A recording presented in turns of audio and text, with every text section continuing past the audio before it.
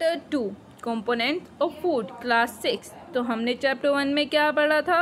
Chapter 1 की video हमारे इसी चैनल पे प्लीज़ जाके देखें। उसमें हमने पढ़ा था कि इंग्रेडिएंट्स क्या होते हैं, वो कहाँ से आते हैं, कौन से सोर्स होता है या कौन से फूड आइटम जो हम कंज्यूम करते हैं। तो यहाँ पे पहले पैराग्राफ में जब हम यहाँ से शुरू करते हैं, a meal could consist of chapati, dal and brinjal करी।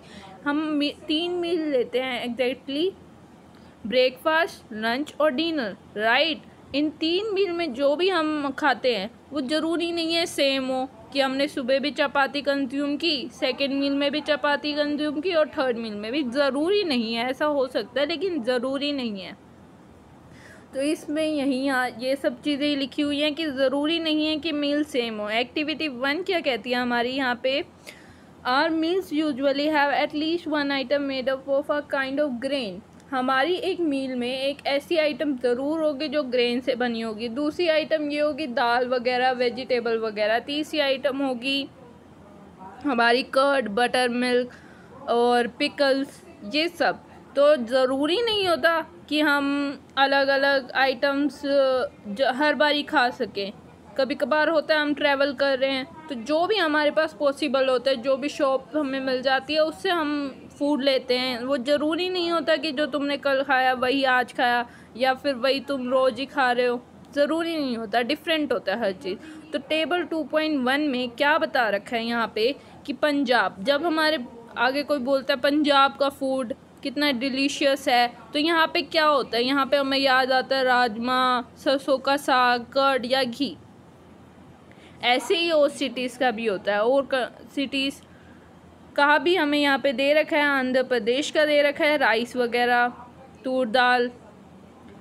नेक्स्ट हम चलते हैं यहाँ पे, what do different food items contain. ये सारे फूड आइटम्स क्या कंटेन करता है, इनमें क्या होता है कि जो हमारी बॉडी इतनी हेल्दी रहती है या हमारी बॉडी इतनी एनर्जेटिक रहती है। These ingredients contain some important components that are needed for by our body. These components are called nutrients. अब न्यूट्रिएंट्स क्या होते हैं, इंग्रेडिएंट्स हमने पुराने चैप्टर में पढ़ा था। चैप्टर 1 में इंग्रेडिएंट्स क्या होते हैं जो हमें फूड बनाने में मदद करते हैं, राइट। उन इंग्रेडिएंट्स में कुछ ऐसी चीज़ें होती है जो हमारी बॉडी को हेल्दी रखती है, हमारी बॉडी को ग्रो करने में मदद करती है, हमारी बॉडी की डेवलपमेंट करती है। तो वो चीज़ें होती है carbohydrate, protein, fats, vitamin and minerals. इन सबको मिला के हम कहते हैं न्यूट्रिएंट्स। अगले हमारे इसमें टेस्ट बता रखे हैं कि क्या होता है, कि हमें कैसे पता चलेगा भाई इस फूड में ये है कि नहीं, कार्बोहाइड्रेट है कि नहीं, फैट्स है कि नहीं। इसके लिए हम टेस्ट करते हैं और ये टेस्ट आपकी टीचर जो होगी आपको केमिस्ट्री लैब में करवाएगी ये चैप्टर के दौरान।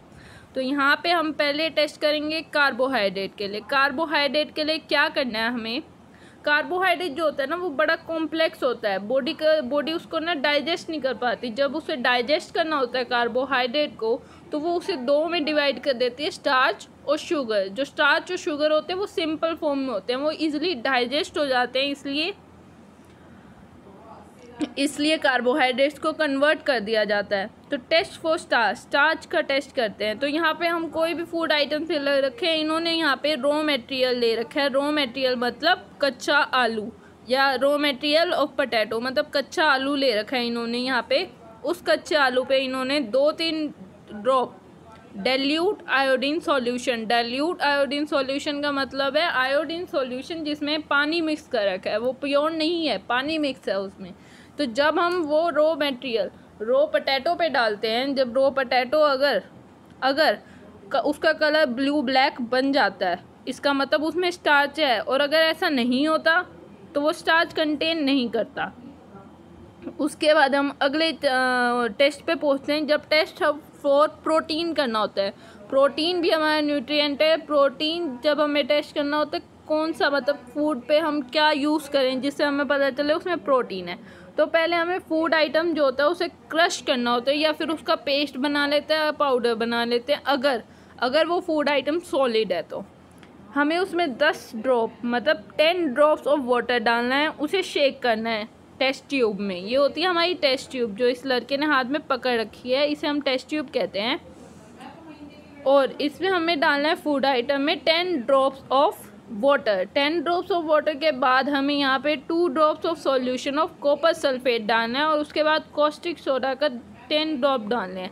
ये सब करने के बाद अगर फूड आइटम का कलर वॉयलेट आ जाता है तो उसमें प्रोटीन है, और अगर नहीं आता तो उसमें नहीं है। यहाँ पे इन्होंने टेस्ट करके बता रखा है रो पोटैटो, जैसा कि उसमें स्टार्च था हमने ऊपर पढ़ा। यहाँ पे इन्होंने मिल्क यूज़ किया है और मिल्क में प्रोटीन यहाँ पे इन्होंने दिखाया है, क्योंकि मिल्क का कलर वॉयलेट हो जाता है जब हम उस पर केमिकल्स डालते हैं, राइट। उसके बाद हम फैट्स के लिए करेंगे, हमें एक फूड आइटम लेना है। फैट का मतलब हमें तला हुआ या फिर ऐसे आ जाता है, लेकिन ज़रूरी नहीं होता सारी चीज़ें तली हुई हों और उनमें फ़ैट हो।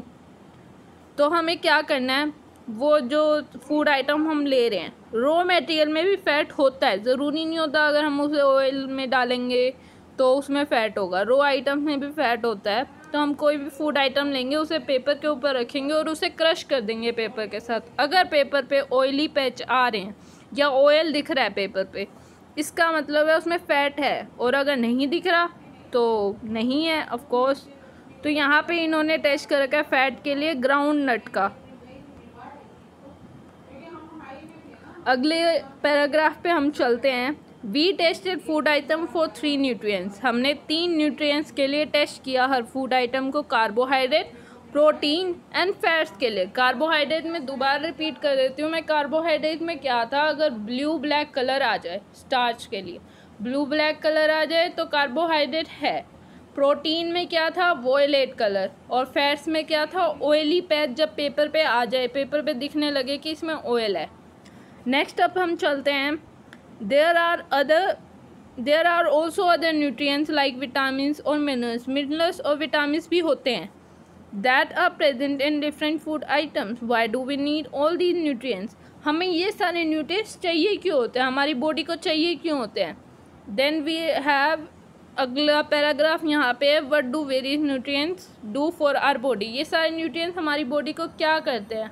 अब हम पढ़ेंगे इन सब का यूजेस, कि विटामिन हमारी बॉडी को क्या दे रहे हैं या फैट्स हमारी बॉडी को क्या दे रहे हैं।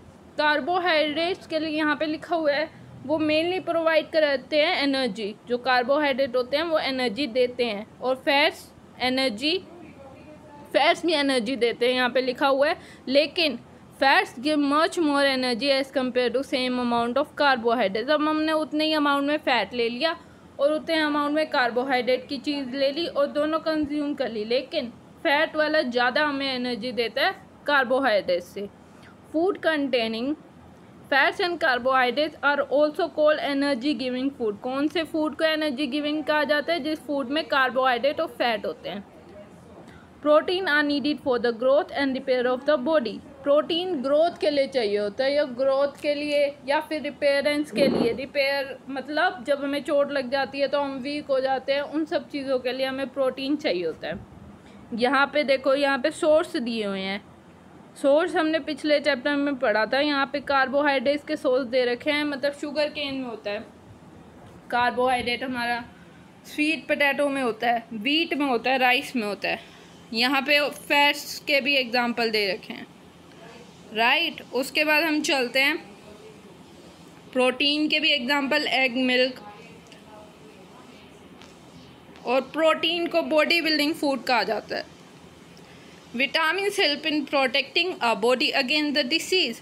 विटामिन क्या करते हैं, हमारी बॉडी को डिसीज़ से बचाते हैं, डिसीज़ को आने से रोक देते हैं। मतलब डिसीज़ अगर चली गई हमारे अंदर और उसे सही कर देते हैं, हमें बीमार नहीं होने देते। विटामिन्स कई तरह के होते हैं या डिफरेंट काइंड्स के हो सकते हैं। कह सकते हैं vitamin A, vitamin C, vitamin D, vitamin E and vitamin K. 5 तरह के विटामिन होते हैं। यहाँ पे हमें 5 तरह के विटामिन दे रखे हैं। There is also group of vitamin called vitamin B complex. एक और ग्रुप होता है विटामिन का जिसे विटामिन बी कॉम्प्लेक्स कहते हैं। Our body needs all the types of vitamins in the small quantity. Vitamin A, यहाँ पे यूजेस दे रखे हैं और ये यूजेस आते हैं। विटामिन ए हमारी बॉडी में क्या करता है, विटामिन बी हमें क्या देता है, विटामिन के हमें क्या देता है, एक्सेट्रा। यहाँ पे मैं आपको थोड़ा थोड़ा बता देती हूँ। विटामिन ए हमारी आइज़ को हेल्दी रखता है। विटामिन सी फाइट करता है डिसीज़ से। विटामिन डी क्या करता है, यूज़ ऑफ कैल्शियम है फॉर बोन्स और टीथ को स्ट्रॉन्ग रखता है vitamin D. Minerals are needed by our body in small amount. Minerals और विटामिन स्मॉल अमाउंट में हमारी बॉडी को चाहिए होते हैं। Each one is essential. यहाँ पे vitamin A, vitamin B, vitamin C, vitamin D सबके सोर्स दे रखे हैं किस किस चीज़ों से हमें ये विटामिन मिल सकते हैं। और विटामिन डी क्या होता है, यहाँ पे जो पिक्चर बनी हुई है, our body also prepare vitamin D in the presence of sunlight. जब हम सनलाइट में जाते हैं, जब हम सूरज के नीचे जाते हैं, तो हमारे जो बॉडी होती है वो विटामिन डी खुद ना खुद बनाने लगती है अंदर ही अंदर। विटामिन डी हमें कहाँ से मिलता है? सनलाइट से। इसका मतलब यही हुआ। Each one is essential for proper growth and body and to maintain good health. Mineral, vitamin ये हमारी बॉडी को ग्रोथ करते हैं, हमारी बॉडी को डेवलपमेंट करवाते हैं, अंदर से ग्रोथ करते हैं। हम दिन ब दिन बड़े होते जाते हैं, राइट, विटामिन मिनरल्स की वजह से। Most food item usually have more than one nutrients. अब क्या होता है कि एक फूड आइटम ज़रूरी नहीं है उसमें प्रोटीन भी हो, फैट्स भी हो, कार्बोहाइड्रेट ज़रूरी नहीं है, लेकिन एक विटामिन एक से ज़्यादा न्यूट्रिएंट्स कंटेन करता ही करता है, राइट। उसके बाद डाइटरी फाइबर क्या होते हैं? Dietary fibers are known as roughage. Roughage is mainly provided by plant products in food. Dietary fiber भी हमारी बॉडी के लिए उतना ही ज़रूरी होता है। तो जो डाइटरी फाइबर होते हैं उसे हम रफेज भी कहते हैं। जो रफेज होते हैं वो मेनली हमें प्लांट से मिलते हैं, और यहाँ पे लिखा हुआ है provided by plant product in our food. Whole grains and pulses, potato, fresh fruit, vegetables are main source of roughage. यहाँ पे इनके सोर्स भी दे रखे हैं, राइट। सोर्स हमारे यहाँ पे fresh fruit, pulses, potatoes etcetera. This help our body to get rid of undigestive food. हमारे जो फूड होते हैं, जो कंज्यूम करते हैं, वो कुछ डाइजेस्ट नहीं हो पाते, तो उससे वो डाइजेस्ट करवा देता है। जो रफेज होता है वो डाइजेस्ट करवा देता है हमें। Water helps our body to absorb nutrients from the food. It also helps in throwing out some waste. Water हमारी बॉडी के लिए उतना ही ज़रूरी होता है जितने और सारे न्यूट्रिएंट्स हैं, राइट। जो वाटर होता है वो बहुत ज़्यादा इंपॉर्टेंट होता है। तो वाटर हमारी बॉडी को एब्जॉर्ब करवाता है उन न्यूट्रिएंट्स को जो फूड हम खा रहे हैं, ठीक है। हमने फूड खाया और हम वाटर भी ले रहे हैं साथ ही साथ बहुत अमाउंट में। या जो यहाँ पे दिया गया है, मतलब कहते भी हैं कि 8-9 गिलास हमें पानी पीना चाहिए दिन में। तो क्यों कहते हैं? क्योंकि वो डाइजेस्ट करने में हमें मदद करता है। जो फूड हम खा रहे हैं उसका न्यूट्रिएंट्स एब्जॉर्ब बॉडी कैसे करेगी? वाटर की मदद से, राइट। उसके बाद हम एक्टिविटी 3 पे जाएंगे, लेकिन हाँ, तो टेक अ टमेटो और अ फ्रूट लाइक। लेकिन मैं आपको बता दूं यहाँ पे विटामिन और कैल्शियम भी होते हैं हमारे पास। Some sources of iron, calcium vitamin भी हमारे मिनरल्स के अंदर ही आते हैं। एक्टिविटी 3 पे चलते हैं। टेक अ टमाटो और a fruit like lemon, cut into it the small pieces. इन्होंने कहा है कोई भी फ्रूट लो या लेमन लो या टमाटो लो, उसे स्मॉल पीसेस में कट कर लो। Do your hand get wet while doing that. जब हम टमाटर को कट करते हैं या हम लेमन को कट करते हैं तो हमारे हाथ थोड़े थोड़े वाटरी हो जाते हैं, हमारे हाथ पे थोड़ा थोड़ा वाटर आ जाता है। Carefully absorb whenever vegetables and fruit are been cut or peel or grated and mash at your home. Do you find fresh vegetables or fruit that do not contain some amount of water? हर चीज़ में water होता है। हर चीज़ में जब हम tomato cut करते हैं तो थोड़ा थोड़ा वेट हो जाता है। फ्रूट्स में भी थोड़ा थोड़ा वाटर आता है। तो to some extent our body needs are met by these water. Apart from this, we also add while cooking many food items. अब हम चलते हैं बैलेंस डाइट क्या होती है। बैलेंस डाइट का मतलब क्या होता है? The diet should also contain a good amount of roughage and water. Such diet, balance diet क्या होती है? जिसमें हर तरह का प्रोटीन हम डालते हैं। जैसे वीक में हम मंडे को क्या खाएंगे, ट्यूसडे को खाएंगे, एक दिन में हमने कितने न्यूट्रिएंट्स एब्जॉर्ब किए, और उसमें वाटर और रफेज भी उतना ही इंपॉर्टेंट होता है जितने हमारे न्यूट्रिएंट्स होते हैं। Do you think people of all ages need the same type of diet? Do you also think that we need for balanced diet would depend upon the amount of physical work that we do?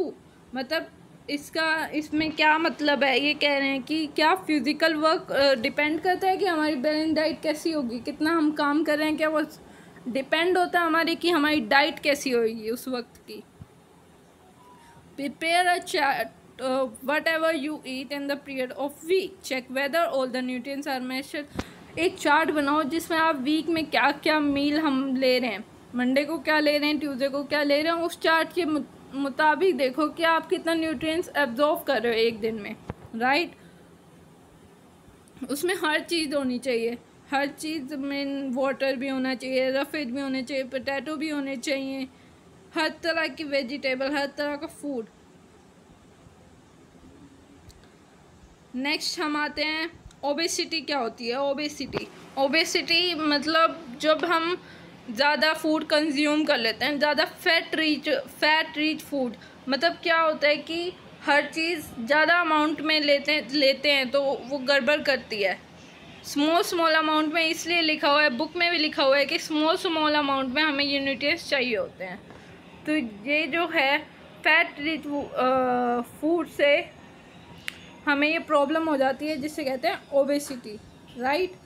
ये important term है, ये आती है ज़्यादातर। Deficiency diseases क्या होती है।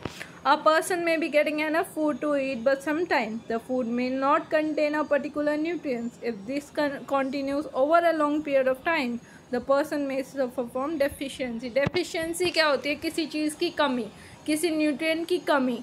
जब हम एक वीक में जैसे हमने एक मील खाया, एक वीक हम उस मील को खा ही नहीं रहे हैं जिसमें फ़ैट है, तो उस चीज़ की डेफिशिएंसी हो जाएगी बॉडी में और वो हमें एक डिसीज़ दे जाएगी। Disease that occur due to a lack of nutrients over a long period of time is called deficiency diseases. If the diet is deficiency in both carbohydrate और protein for a long period of time, the growth में stop completely. अगर कोई बंदा ले ही नहीं रहा है कार्बोहाइड्रेट रिच फूड या प्रोटीन जिसमें फूड में है वो ले ही नहीं रहा है, तो उसकी ग्रोथ रुक जाएगी। इसलिए हम डिसीज़ यहाँ पे दे रखी है। विटामिन ए अगर हम ना लें प्रॉपर अमाउंट में तो हमें कौन सी डिसीज़ होएगी, लॉस ऑफ विजन। जैसा कि हमने बताया विटामिन ए आइस के लिए बहुत अच्छा होता है, तो लॉस ऑफ विजन हो जाती है, हमारी आँखों की शक्ति कम हो जाती है। विटामिन B1 में क्या होता है, very weak muscle and very little energy to work. Vitamin B1 में क्या होता है कि अगर हम वो कंज्यूम नहीं कर रहे, उसके सोर्सेस हम नहीं ले रहे हैं, तो हमारी मसल वीक हो जाएंगी, हम काम नहीं कर पाएंगे, हमें बड़ा कमज़ोर सा फील होएगा, वीक सा फील होएगा। यहाँ पे और के भी दे रखे हैं, विटामिन C, विटामिन D से rackets, calcium, bone, tooth and decay. Calcium का जैसे बताया कि टीथ वगैरह के लिए बहुत अच्छा होता है, तो इसलिए आयोडीन का गोइटर यहाँ पे थ्रोट के लिए होता है। हमारे जो ग्लैंड्स होते हैं नेक अपीयर स्वेलन, जो नेक होती है हमारी वो बाहर से बहुत ही स्वेल हो जाती है। आयरन में हमारी वीकनेस हो जाती है अगर हम आयरन ना लें। तो यहाँ पे हमारा चैप्टर ख़त्म होता है। कोई भी प्रॉब्लम हो तो कमेंट बॉक्स में ज़रूर पूछें।